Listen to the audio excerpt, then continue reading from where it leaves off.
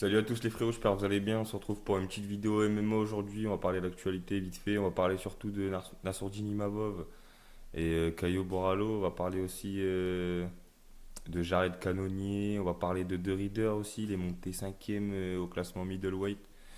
On commence tout de suite avec Michael Bisping et Paul Felder qui ne sont pas impressionnés par le fait qu'Ilia Topuria évite Tsakorian. Alors moi j'en ai pas parlé parce que j'ai fait que deux trois vidéos sur ma chaîne. Je viens de commencer. Je sais pas si j'en ai déjà parlé de Topuria. Je suis complètement d'accord avec tous ceux qui le disent, hein. Il fuite de Tsakurian, il trouve des excuses, des trucs bidons. Pour moi, c'est pas l'UFC en fait.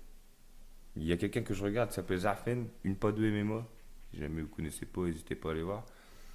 Topuria évite Tsakurian et franchement, je suis d'accord avec. Enfin, après, tout le monde le dit, en même temps, c'est vrai de toute façon. Mais bref.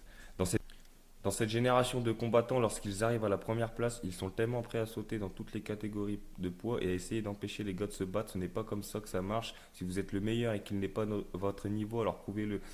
Et si même Michael Bisping, ancien champion UFC, et Paul Felder, je vais pas mentir, je sais pas c'est qui, si même eux le disent et le pensent, parce que s'ils sont pas impressionnés, c'est qu'ils le pensent clairement que Topuria est vite Sakorian.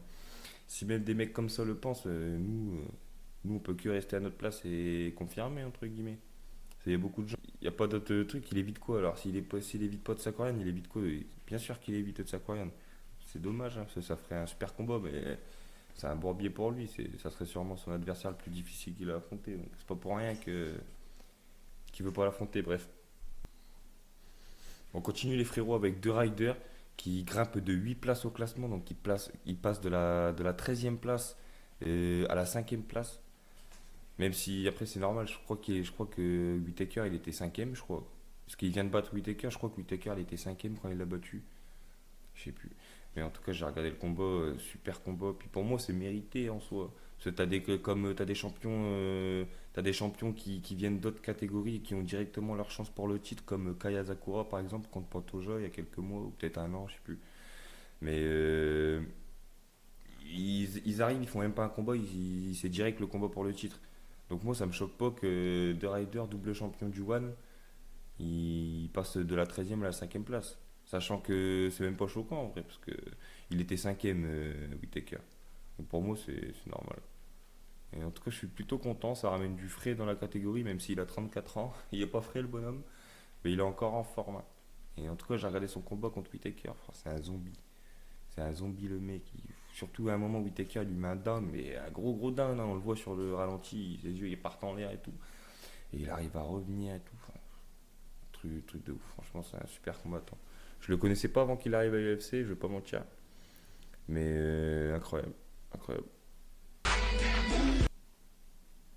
On continue les amis avec Whittaker qui s'exprime après sa défaite face à Renny de Reader, on en parlait il y a 2 minutes, et assure qu'il en a pas fini avec le MMA. Ça fait plaisir parce que moi je le kiffe Whittaker, c'est un grand combattant, puis on le voit, hein, il est loin de plus avoir le niveau, même s'il est sur le déclin entre guillemets, il a 34 ans. Et bref, je suis déçu, mais je ne suis pas abattu. Ce n'est pas la fin de Robert Whittaker. J'espère pouvoir revenir bientôt sur une carte australienne. Moi je dis pas non. J'espère vite le revoir en tout cas. Voilà, pour rigoler.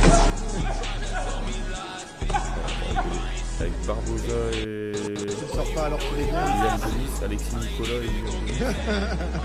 Et il pointe le Je ne sol sors pas alors que les à la bons. Holloway de Sting.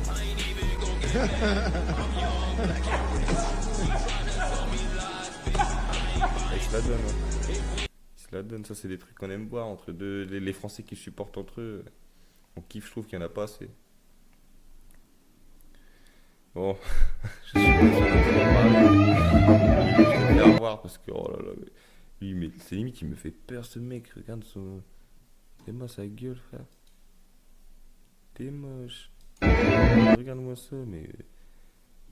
J'ai kiffé le voir combattre et tout, mais je sais même pas si je lui demanderais une photo ou quoi, si demain je le vois. Il est chelou le mec. On continue les amis avec Borayo.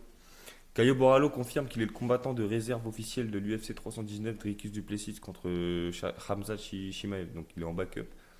Et de base c'était Nassourdine qui était en backup. Nassourdine Il a décidé de plus être en backup pour combattre Borayo à l'UFC Paris. Et là, au final, c'est Borayo qui est en backup.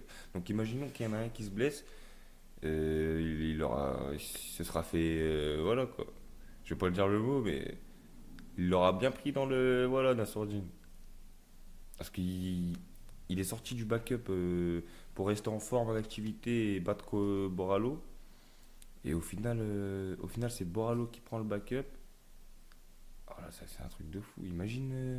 Imaginez seulement, il y en a un des deux qui se blesse, Dricus ou Hamzat, et que Caio Boralo, il a son combat contre le titre. Enfin, pour le titre avant Nassourdine, ça serait un truc de ouf. Il est sixième en plus. Même si à part ça, Nassourdine, c'est surtout le fait que Nassourdine, il le mérite à mort en fait. Mais je serais dégoûté. Je serais dégoûté, surtout qu'il peut carrément devenir champion sur un combat, tout peut se passer. Imaginez Borayo champion à la place de. Enfin, en gros, champion avant Nassourdine, quoi. Parce que moi, je suis persuadé que si Nassourdine il a sa chance, il sera champion.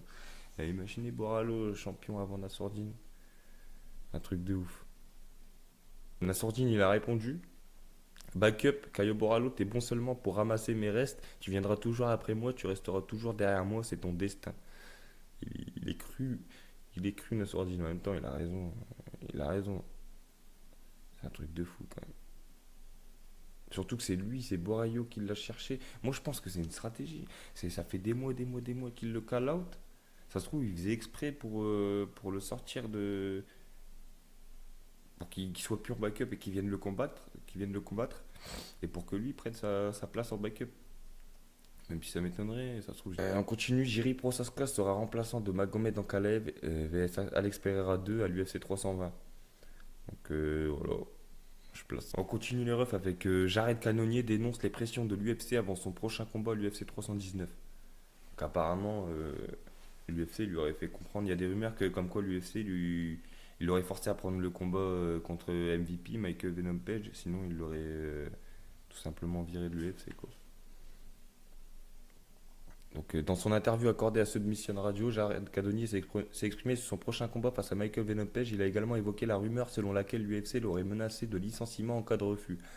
Le problème que j'ai avec ce combat, c'est qu'il n'est pas vraiment un poids moyen. Je me concentre sur mon retour au titre, je comprends que c'est un combat important, l'enjeu est important, il y a donc un certain poids, mais c'est la rumeur que vous avez entendue, je vais en rester là. Une rumeur que vous avez tous entendue, c'est comme d'habitude. Pour être honnête, tout dépend du prochain combat. Donc il laisse croire que tout dépend du prochain combat. Donc en gros, s'il perd contre MVP, ou du moins d'une manière décevante, il se peut qu'il soit remercié et que l'UFC il le tège. Et en soi, c'est pas choquant quand tu vois qu'ils sont capables de virer des mecs comme Lapillus, qui ont des bons résultats, etc. Ça me choque pas, hein. Ce n'est pas que trois petits points, il ne peut pas être classé. Mais je ne sais pas, je n'arrive pas vraiment à comprendre le matchmaking. Des déclarations surprenantes venant d'un vétéran comme Cannonier. Et ouais. Et surtout que Cannonier, il est quand même aimé de beaucoup de monde, etc. Il a beaucoup de hype quand même. Je sais pas du tout. À voir, à voir, à voir.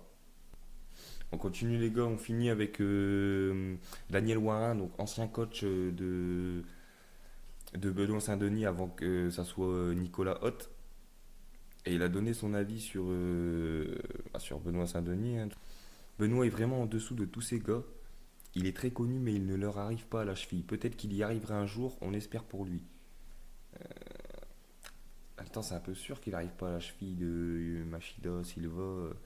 Déjà, Silva, Machida et Henderson, c'est des légendes de l'UFC. Et il donne ensuite ses chances concernant les chances actuelles de BSD d'obtenir la ceinture. Pas tout de suite déjà, il faut qu'il retrouve sa place dans le top 15. Son dernier combat, il l'a pris contre un mec classé 210e mondial. Cela dit, il a eu raison. Il a pris son chèque, comme on dit, easy fight, easy money. En soi, il a complètement raison, mais c'était pas seulement qu'un easy fight. Il était sur deux défaites de suite, ou même trois, je crois, je sais plus. Il fallait qu'il revienne, voilà, il fallait renouer avec la victoire. Donc, vaut mieux prendre un mec un peu moins fort que tes précédents adversaires pour rebondir que un combat là difficile, sachant que tu sors des KO tu sors KO de Poirier, KO de Moïcano, etc. T'es blessé, il a saisi l'occasion et il a bien fait. Ce gars-là était en fin de carrière, enfin non, c'était un ancien de l'UFC qui s'était fait virer, puis qu'on a repris en dernière minute. Il ajoute maintenant, il faut le voir contre un vrai top 15. Il faut avancer étape par étape, y aller progressivement. Après, je ne sais pas du tout dans quel pic de forme il est actuellement, mais bon, pourquoi pas, peut-être. Donc en soi, il ferme pas la porte en gros au fait que Benoît Saint-Denis pourrait potentiellement un jour atteindre la ceinture, un combat pour le titre. En vrai, c'était tout pour aujourd'hui les refs. Je vous souhaite une bonne soirée, bonne journée. Prenez soin de vous, à bientôt les frérots.